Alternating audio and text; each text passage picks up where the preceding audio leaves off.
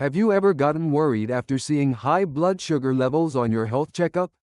Your doctor tells you to exercise, but you feel completely lost about what type of exercise to do and for how long. Last year, I was diagnosed with prediabetes when my fasting glucose exceeded 110. That's when I seriously started exercising for blood sugar management. And I discovered some truly surprising facts. What I'm about to share today isn't just another bland piece of advice telling you to exercise between 20 minutes of high-intensity training and an hour of walking. Which is actually more effective for improving blood sugar? Recent research reveals an amazing twist. By the end of this video, you'll likely change your entire workout routine. The diabetic population has reached epidemic proportions worldwide, including those with prediabetes. Millions are in need of blood sugar management. Yet many people make the same mistake. When starting exercise for blood sugar control, they assume they must walk for long periods no matter what. A study published by Harvard Medical School Diabetes Center reveals a startling fact. Over 12 weeks, they compared two groups. One group walked briskly for 1 hour daily, while the other did high-intensity interval training for 20 minutes 3 times weekly. Can you guess the results? The 20-minute HIIT group saw their fasting glucose drop by an average of 23 milligrams per deciliter, while the 1-hour walking group decreased by only 14 milligrams. Even more surprising were the HbA1c numbers. The high-intensity group decreased by 0.9%, whereas the aerobic exercise group only achieved 0.5% reduction. They invested 1/3 of the time yet achieved nearly double the effect. How is this possible? The secret lies in your muscles. Most blood glucose in our body gets consumed by muscles. High-intensity exercise dramatically enhances muscle cells' ability to absorb glucose. A research team from the Metabolic Research Institute at the University of Melbourne discovered an amazing fact. After high-intensity exercise, muscle insulin sensitivity increases by a whopping 58% for 48 hours. Wait, let me explain insulin sensitivity. Simply put, it's your body's ability to lower blood sugar more effectively with the same amount of insulin. Better insulin sensitivity significantly reduces diabetes risk, and those already diabetic can potentially reduce medication. This is the core advantage of high-intensity training. But here's what you shouldn't misunderstand. Aerobic exercise is definitely not ineffective. A long-term tracking study from the University of Glasgow Cardiovascular Research Center shows interesting results. People who walked more than 30 minutes daily had a 34% lower diabetes incidence rate after 10 years. This means sustained aerobic exercise has tremendous long-term benefits. So what exactly differentiates these two exercise types? High-intensity training is like a sprinter delivering powerful effects short-term, while aerobic exercise resembles a marathoner going steady and long. Exercise physiology researchers at the University of Copenhagen conducted a comparative analysis. High-intensity interval training increases metabolic rate by 15% for 24 hours immediately after exercise. This means you continue burning more calories and regulating blood sugar even after finishing your workout. In technical terms, this is called the afterburn effect. Like an engine that keeps running after you turn it off, aerobic exercise has different advantages. It's exceptionally effective at lowering cortisol, the stress hormone. Stanford Stress Research Institute publications show that over 30 minutes of moderate intensity aerobic exercise reduces cortisol by 22%. High cortisol raises blood sugar and promotes abdominal obesity, which aerobic exercise prevents. But there's another remarkable research finding. An experiment conducted by McMaster University Department of Kinesiology in Canada compared post-meal blood sugar rises. They compared a group doing 10 minutes of high-intensity exercise right before meals versus a group walking 30 minutes after meals, with interesting results.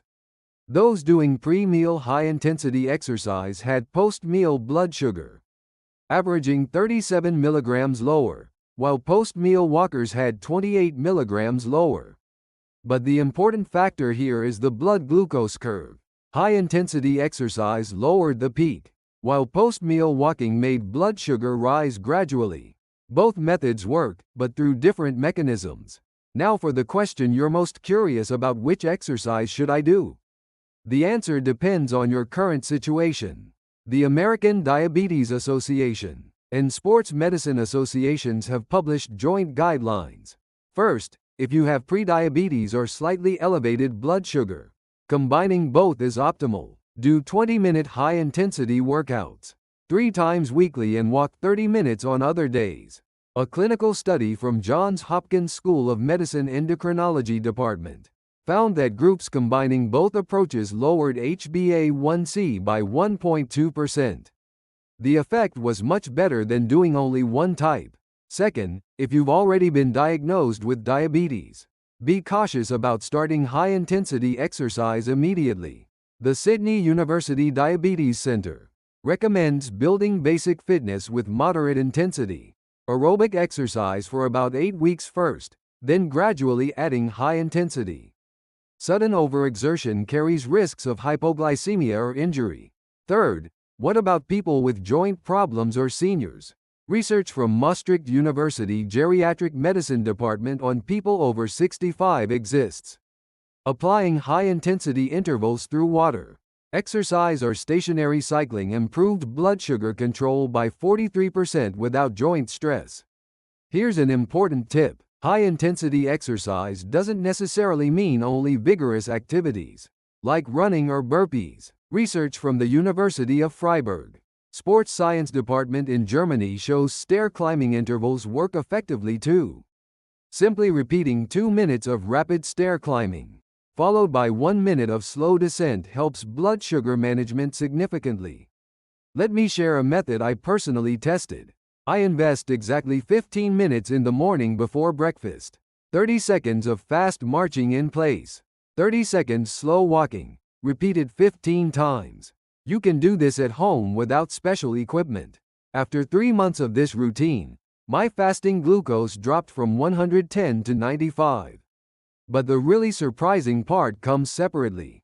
Research published by Tsukuba University Physical Education Department in Japan found that even just walking 10 minutes after each meal 3 times daily improves blood sugar. People walking 10 minutes after breakfast, lunch and dinner achieved nearly identical effects to those walking 30 minutes once.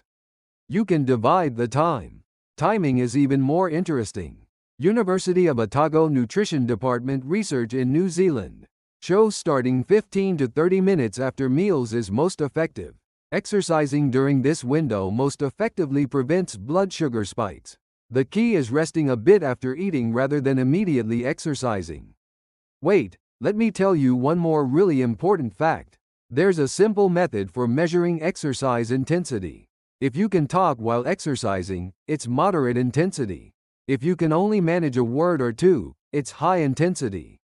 You don't even need to measure your pulse to judge this simply. So how should you structure your weekly exercise plan? I've created an optimal plan by synthesizing expert advice. Monday, Wednesday and Friday do 20-minute high-intensity interval training. Tuesday, Thursday and Saturday walk briskly for 30 to 40 minutes. Sunday either rest completely or do only light stretching. The key here is intensity modulation.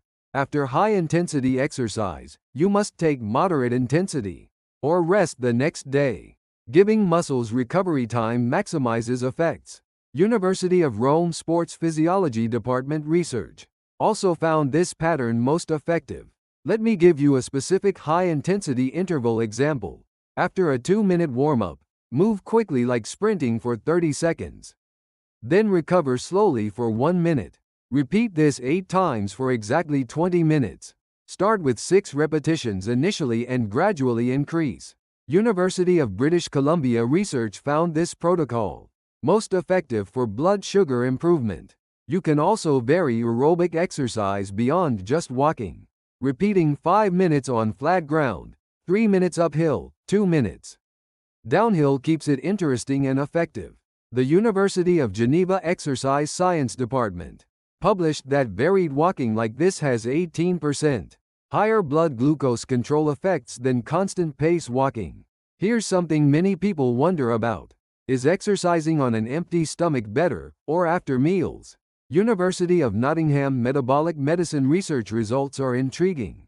Fasted exercise is good for fat burning, but blood sugar improvement effects were similar to post-meal exercise. However, there's hypoglycemia risk, so anyone taking diabetes medication must consult their doctor. Another point to know is the importance of strength training. Walking or running alone isn't sufficient. Add strength exercises like squats and push-ups about twice weekly. A meta-analysis from Peking University Endocrinology Department shows that adding strength training to aerobic exercise produced an additional 0.4% HbA1c reduction. If this video helped you, please like and subscribe. And if you have blood sugar management exercise methods you're practicing, please share in the comments. In the next video, I'll tell you more about the best diet for lowering blood sugar. I support your healthy today and tomorrow. Thank you.